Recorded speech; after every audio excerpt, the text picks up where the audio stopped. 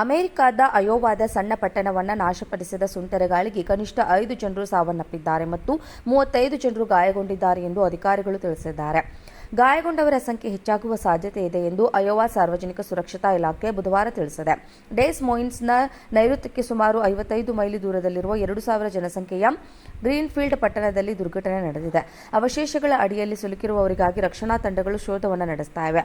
ಹವಾಮಾನ ಬದಲಾವಣೆಯು ಜಾಗತಿಕ ಬಿರುಗಾಳಿಗಳ ಕ್ರೂರತೆಯನ್ನು ತೀವ್ರಗೊಳಿಸುತ್ತಿರುವ ಅವಧಿಯಲ್ಲಿ ಯುಎಸ್ನಲ್ಲಿ ಗಮನಾರ್ಹವಾಗಿ ಪ್ರಕ್ಷುಬ್ಧ ಸುಂಟರಗಾಳಿ ಋತುವಿನಲ್ಲಿ ಮಾರಣಾಂತಿಕ ಸುಂಟರಗಾಳಿ ಹೊರಹೊಮ್ಮಿದೆ. ಏಪ್ರಿಲ್ನಲ್ಲಿ ದೇಶದಲ್ಲಿ ದಾಖಲಾದ 2ನೇ ಅತಿ ಹೆಚ್ಚು ಸುಂಟರಗಾಳಿಗೆ ಸಾಕ್ಷಿಯಾಗಿದೆ.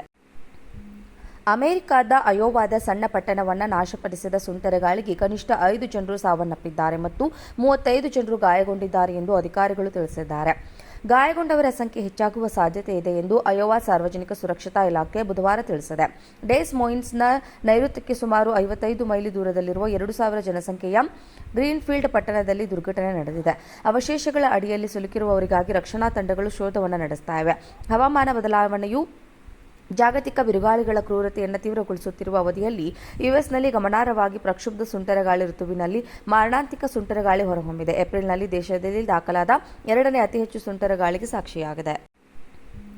ಅಮೆರಿಕದ ಅಯೋವಾದ ಸಣ್ಣ ಪಟ್ಟಣವನ್ನು ನಾಶಪಡಿಸಿದ ಸುಂಟರಗಾಳಿಗೆ ಕನಿಷ್ಠ 5 ಜನರು ಸಾವನ್ನಪ್ಪಿದ್ದಾರೆ ಮತ್ತು 35 ಜನರು ಗಾಯಗೊಂಡಿದ್ದಾರೆ ಎಂದು ಅಧಿಕಾರಿಗಳು ತಿಳಿಸಿದ್ದಾರೆ.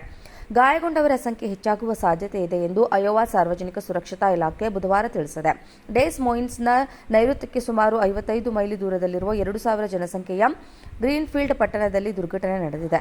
ಅವಶೇಷಗಳ ಅಡಿಯಲ್ಲಿ ಸಿಲುಕಿರುವವರಿಗಾಗಿ ರಕ್ಷಣಾ ತಂಡಗಳು ಶೋಧವನ್ನು ನಡೆಸ್ತಾ ಇವೆ. ಹವಾಮಾನ ಬದಲಾವಣೆಯು ಜಾಗತಿಕ ಬಿರುಗಾಳಿಗಳ ಕ್ರೂರತೆಯನ್ನು ತೀವ್ರಗೊಳಿಸುತ್ತಿರುವ ಅವಧಿಯಲ್ಲಿ ಯುಎಸ್ನಲ್ಲಿ ಗಮನಾರ್ಹವಾಗಿ ಪ್ರಕ್ಷುಬ್ಧ ಸುಂಟರಗಾಳಿ ಋತುವಿನಲ್ಲಿ ಮಾರಣಾಂತಿಕ ಸುಂಟರಗಾಳಿ ಹೊರಹೊಮ್ಮಿದೆ. ಏಪ್ರಿಲ್ನಲ್ಲಿ ದೇಶದಲ್ಲಿ ದಾಖಲಾದ 2ನೇ ಅತಿ ಹೆಚ್ಚು ಸುಂಟರಗಾಳಿಗೆ ಸಾಕ್ಷಿಯಾಗಿದೆ. ಅಮೆರಿಕದ ಅಯೋವಾದ ಸಣ್ಣ ಪಟ್ಟಣವನ್ನು ನಾಶಪಡಿಸಿದ ಸುಂಟರಗಾಳಿಗೆ ಕನಿಷ್ಠ 5 ಜನರು ಸಾವನ್ನಪ್ಪಿದ್ದಾರೆ ಮತ್ತು 35 ಜನರು ಗಾಯಗೊಂಡಿದ್ದಾರೆ ಎಂದು ಅಧಿಕಾರಿಗಳು ತಿಳಿಸಿದ್ದಾರೆ. ಗಾಯಗೊಂಡವರ ಸಂಖ್ಯೆ ಹೆಚ್ಚಾಗುವ ಸಾಧ್ಯತೆ ಇದೆ ಎಂದು ಅಯೋವಾ ಸಾರ್ವಜನಿಕ ಸುರಕ್ಷತಾ ಇಲಾಖೆ ಬುಧವಾರ ತಿಳಿಸಿದೆ. ಡೇಸ್ ಮೊಯಿನ್ಸ್ನ ನೈಋತ್ಯಕ್ಕೆ ಸುಮಾರು 55 ಮೈಲಿ ದೂರದಲ್ಲಿರುವ 2,000 ಜನಸಂಖ್ಯೆಯ ಗ್ರೀನ್ಫೀಲ್ಡ್ ಪಟ್ಟಣದಲ್ಲಿ ದುರ್ಘಟನೆ ನಡೆದಿದೆ. ಅವಶೇಷಗಳ ಅಡಿಯಲ್ಲಿ ಸಿಲುಕಿರುವವರಿಗಾಗಿ ರಕ್ಷಣಾ ತಂಡಗಳು ಶೋಧವನ್ನು ನಡೆಸ್ತಾ ಇವೆ. ಹವಾಮಾನ ಬದಲಾವಣೆಯು ಜಾಗತಿಕ ಬಿರುಗಾಳಿಗಳ ಕ್ರೂರತೆಯನ್ನು ತೀವ್ರಗೊಳಿಸುತ್ತಿರುವ ಅವಧಿಯಲ್ಲಿ ಯುಎಸ್ನಲ್ಲಿ ಗಮನಾರ್ಹವಾಗಿ ಪ್ರಕ್ಷುಬ್ಧ ಸುಂಟರಗಾಳಿ ಋತುವಿನಲ್ಲಿ ಮಾರಣಾಂತಿಕ ಸುಂಟರಗಾಳಿ ಹೊರಹೊಮ್ಮಿದೆ. ಏಪ್ರಿಲ್ನಲ್ಲಿ ದೇಶದಲ್ಲಿ ದಾಖಲಾದ 2ನೇ ಅತಿ ಹೆಚ್ಚು ಸುಂಟರಗಾಳಿಗೆ ಸಾಕ್ಷಿಯಾಗಿದೆ.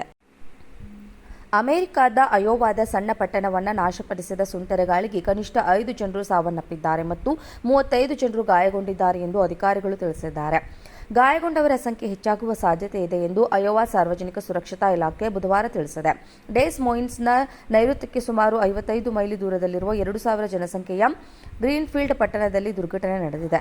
ಅವಶೇಷಗಳ ಅಡಿಯಲ್ಲಿ ಸಿಲುಕಿರುವವರಿಗಾಗಿ ರಕ್ಷಣಾ ತಂಡಗಳು ಶೋಧವನ್ನು ನಡೆಸ್ತಾ ಇವೆ.